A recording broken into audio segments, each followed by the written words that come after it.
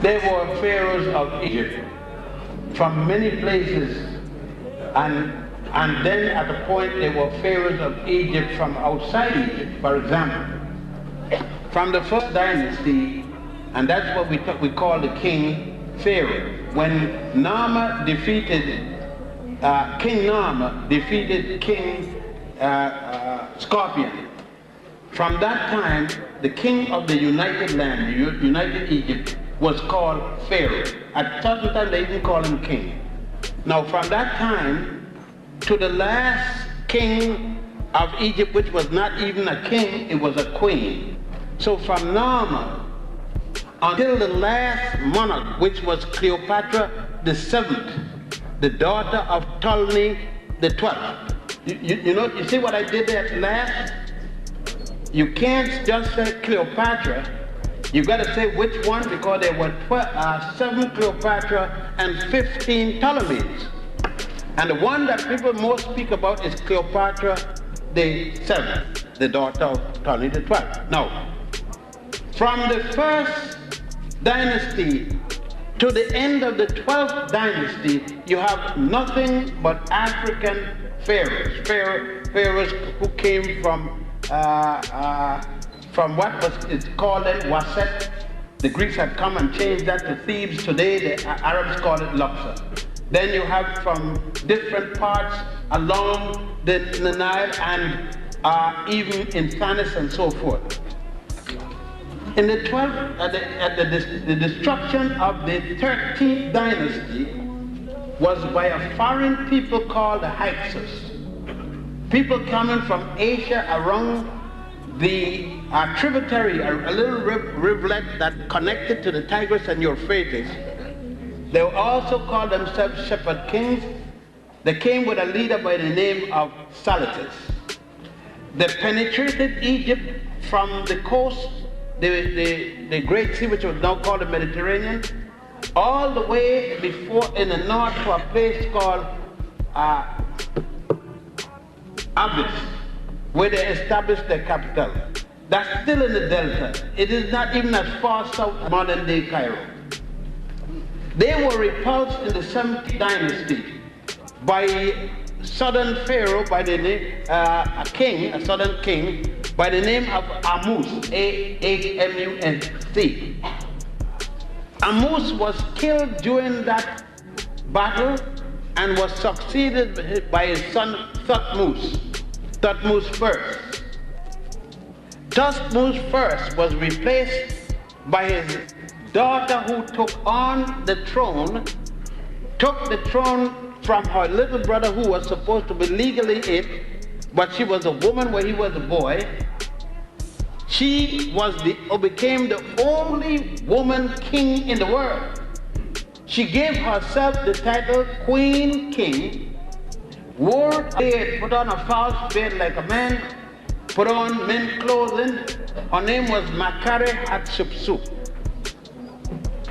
Her son finished the pushing out of these people, these foreign people, otherwise the Hyksos, and by this time we are in the 18th dynastic period. Another group of people came in and ruled, and that was the Ethiopians and the Nubians. But before they came in to rule, there was still another foreign group, and that was a group of people called the Assyrians. Have nothing to do with Syria. The leader of the Assyrian was a man called Ashurbanipal. Ashurbanipal took over in 714 before the Common Era, the 25th dynasty. They ruled and was pushed out by the Africans again, Nubian kings, and they remained into power until a third group of foreigners, also from Asia, came. That would be the Persians under the leadership of Cambyses, who was serving Darius I. That would bring us to 525 before the Common Era.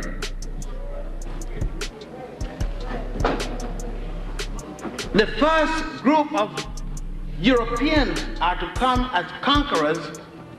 That would be the Greeks under the leadership of Alexander II, the son of Philadelphus. And that would be in 332. The Greeks, or Macedonian Greeks, ruled until the coming of Augustus the Caesar, and that would be 47, while on the throne was Cleopatra VII, the daughter of Ptolemy the 12th, who called himself the New Cyrus. And so ended pharaonic rule. So you had all kinds of people. By the way, the Jews who claimed that they were ruled by the Egyptians that mistreat them, that's a lie, because the time when they came in, the Hyksos was ruling. And when they're supposed to have left, the Hyksos had just lose the left. So that if they were there, they were collaborators anyhow.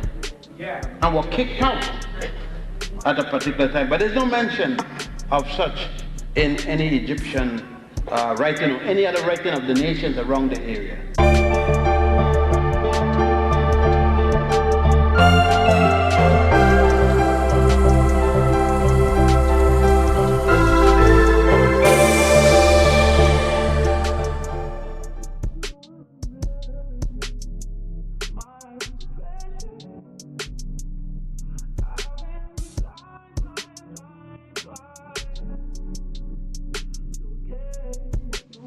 And one of the great problems of history is that the concepts of love and power have usually been contrasted as opposites, polar opposites, so that love is identified with a resignation of power and power with a denial of love. Now we got to get this thing right. What is needed is a realization that power without love is reckless and abusive, and that love without power is sentimental and anemic. Power at its best.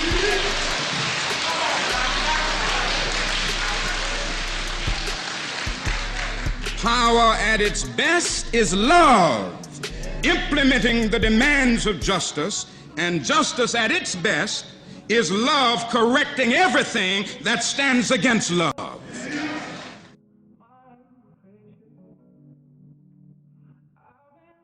Perfect.